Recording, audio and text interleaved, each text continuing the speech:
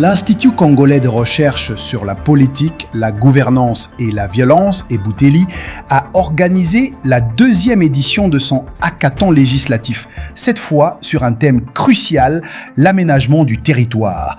Un enjeu concret qui touche directement au quotidien des Congolais, du logement à la mobilité, en passant par la sécurité et la gestion urbaine. C'est à la résidence Saint-Pierre-Claver, en plein cœur de la Gombe, que s'est tenue la conférence de presse de lancement. L'occasion pour Ebouteli de présenter officiellement le champion parlementaire de cette édition, le député national Eli Kambale, qui s'est engagé à porter cette problématique à l'Assemblée nationale.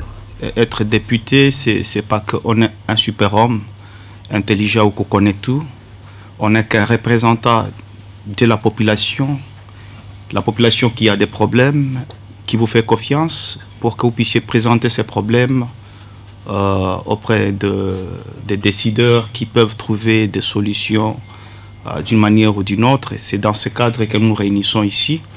Nous avons constaté, vous avez constaté comme population, qu'il y a certains problèmes au niveau de l'aménagement du territoire. Comme vous le savez, aujourd'hui, il y a une loi sur l'aménagement du territoire qui est passée au niveau de la Chambre basse, l'Assemblée nationale, qui a été examinée en seconde lecture au niveau du Sénat. Et bientôt, la loi sera promulguée. Mais la question reste, est-ce que cette loi a pris en compte tous les problèmes de la société en rapport avec l'aménagement? C'est la grande question. Il serait mieux, j'aurais bien voulu que cette organisation ou ces assises s'organisent bien avant que la loi ne soit reçue au niveau de l'Assemblée nationale, parce que tout ce qui pouvait sortir de ces assises comme recommandation pouvait déjà faire objet d'intégration lors des prises de parole, lors du débat général. Nous devrions déjà dire qu'il nous manque telle chose. Mais comme vous le savez, c'est une loi qui était déjà à un certain moment à la présidence et qui est revenue pour certains correctifs. Mais quand cela ne tienne, les lois sont faites pour réguler les problèmes au niveau de la société, mais n'empêche que ces lois-là soient révisées. C'est pourquoi vous avez vu, ou vous allez voir, qu'il y a des initiatives parlementaires à terme de projets, disons propositions de loi portant modification, une proposition qui complète, c'est-à-dire une loi peut être promulguée sans avoir pris en compte tous les problèmes de la société.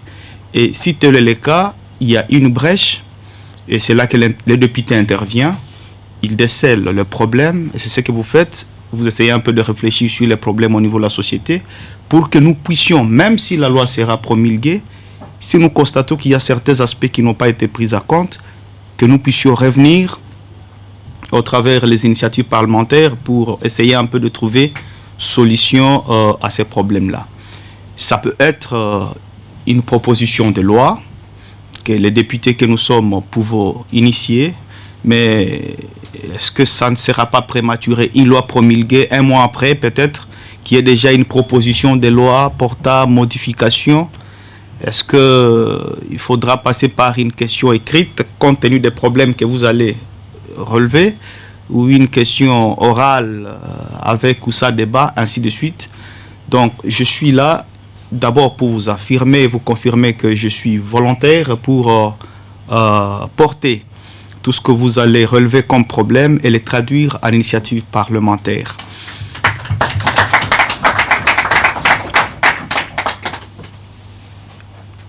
Les 15 déjà de ce mois ici, nous allons à vacances parlementaires.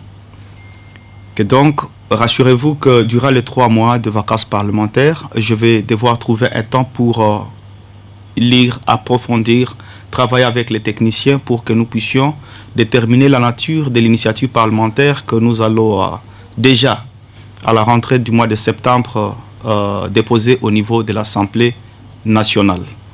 Parce que je suis sûr que les questions, les problèmes que vous avez décelés, ce sont des problèmes existentiels.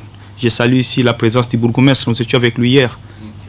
Et effectivement, il a parlé de beaucoup de choses. Vous savez, l'aménagement du territoire, s'il est bien fait, si un territoire est bien aménagé, ces territoires-là deviennent même attractifs. Aujourd'hui, nous nous disons, lorsque nous voyageons ici et là, que nous voilà, ici c'est bien fait, là-bas c'est bien fait. Mais effectivement, parce qu'ils ont adopté des bonnes politiques en matière d'aménagement du territoire. Non seulement des politiques, vous pouvez avoir des bonnes politiques, mais s'il n'y a pas de moyens qui accompagnent ces politiques-là, vous n'allez rien faire. Un participant hier a dit que nous avons des textes de loi dans ces pays, mais il manque l'application de ces textes-là. Les appliquer. Il y a des politiques, il y a des gens qui ont des idées dans ces pays, mais peut-être ils n'ont pas des gens qui peuvent les écouter. Je vais vous faire rigoler un peu, monsieur l'organisateur, et vous serez d'accord tous avec moi. Dans nos villages, vous allez trouver des vieux hommes qui n'ont jamais étudié, qui ne savent même pas écrire leur nom, mais lorsqu'ils vous parlent avec sagesse des problèmes de la société, vous avez l'impression que c'est tout un professeur qui est en train de vous parler.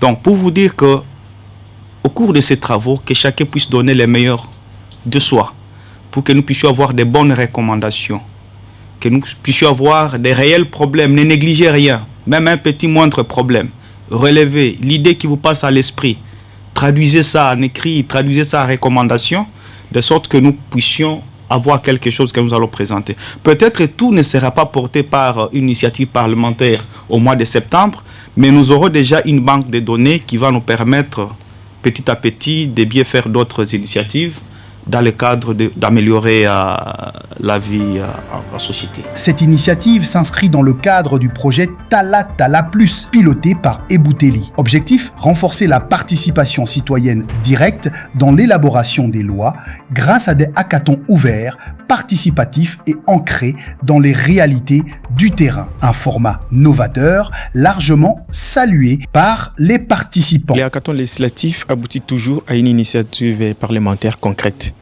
C'est-à-dire à chaque fois que la population réfléchit, et la population formule des recommandations, des idées, et ces idées doivent être transformées à une initiative parlementaire. Et pour que cette initiative parlementaire ait des sens, il faut qu'il y ait quelqu'un qui doit accepter de la porter au niveau de l'Assemblée nationale, parce que nous ne sommes pas des députés, nous sommes la société civile, nous réfléchissons, nous mettons à la disposition du député les champions, les idées formulées par la population, et lui les endosse et transforme cela en langage légistique pour le déposer au niveau de sa chambre. Le cadre surtout de travail sur lequel moi je me suis basée, la restructuration et la coordination institutionnelle, les travaux ont été fructueux. Nous avons émis des recommandations, nous les avons soumis à Ebouteli et nous espérons que ce travail sera traduit en initiative parlementaire. L'aménagement, c'est une affaire de tout le monde.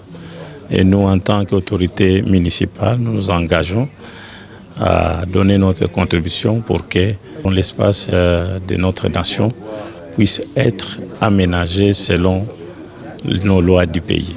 Nous devons impliquer tous les leaders communautaires pour que l'aménagement soit une appropriation de la population. Au-delà des idées débattues, l'un des objectifs clés de ce hackathon est clair: identifier des députés volontaires capables de devenir des champions parlementaires pour défendre au sein de l'hémicycle les propositions issues de ces ateliers citoyens.